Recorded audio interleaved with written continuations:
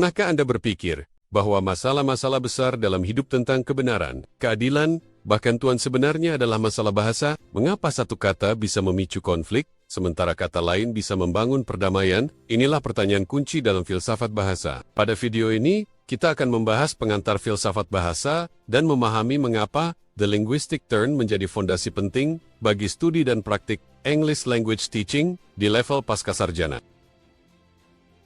Secara sederhana, filsafat bahasa adalah cabang filsafat yang mengkaji hakikat bahasa, makna, dan hubungannya dengan realitas, pikiran, serta penggunaan praktisnya. Ini berbeda dengan linguistik. Jika linguistik bersifat deskriptif empiris, filsafat bahasa bersifat konseptual analitis. Ia tidak hanya bertanya bagaimana bahasa bekerja, tetapi apa makna di balik cara kerja itu.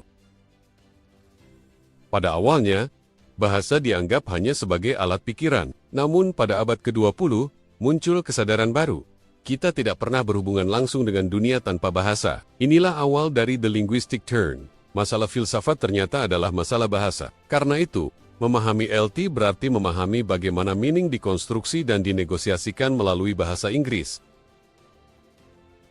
Fokus filsafat bahasa mencakup 4 domain besar: sintaksis, semantik, pragmatik, dan hermeneutika. Namun, pertanyaan paling awal dan mendasar adalah, apakah kata memiliki hubungan alami dengan benda? Plato dalam dialog Cratylus memperdebatkan hal ini. Cratylus meyakini hubungan natural antara kata dan benda, sementara Hermogenes melihat bahasa sebagai konvensi sosial. Perdebatan ini menjadi cikal bakal gagasan arbitrariness of design yang dikembangkan oleh Saussure. Dalam pengajaran vocabulary bahasa Inggris, ini relevan. Apakah kita hanya mengajarkan label kata, atau juga konsep dan budaya di baliknya?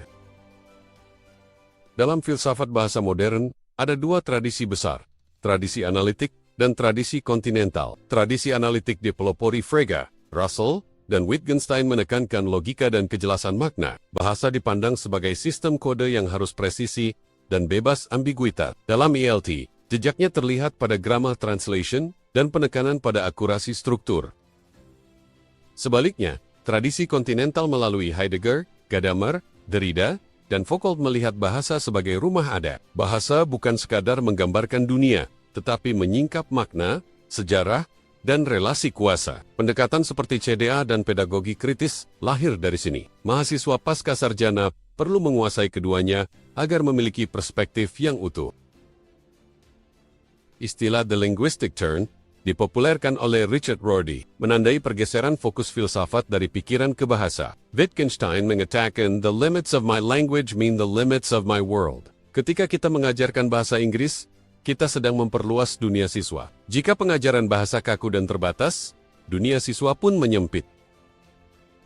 Filsafat bahasa juga mengajarkan bahwa banyak masalah akademik hanyalah kebingungan bahasa. Istilah seperti research gap atau variabel perlu dianalisis maknanya, bukan sekadar dihafal. Tanpa kesadaran ini, kita hanya bermain language games akademik tanpa substansi.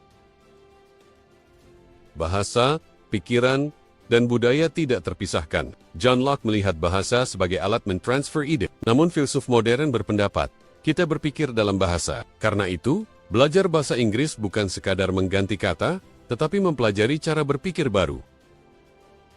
Wilhelm von Humboldt menyebut bahasa membawa Weltanschauung, pandangan dunia. Saat kita mengajarkan idiom atau tenses bahasa Inggris, kita sedang memperkenalkan arsitektur budaya barat. Kesadaran ini melahirkan Intercultural Communicative Competence, ICC Young Cretus. Singkatnya, filsafat bahasa membantu kita memahami bahasa sebagai struktur, makna, praktik sosial, dan budaya. The Linguistic Turn menegaskan bahwa mengajar bahasa berarti membentuk cara memahami dunia. Bagi pendidik dan peneliti, ini adalah fondasi yang tidak bisa diabaikan.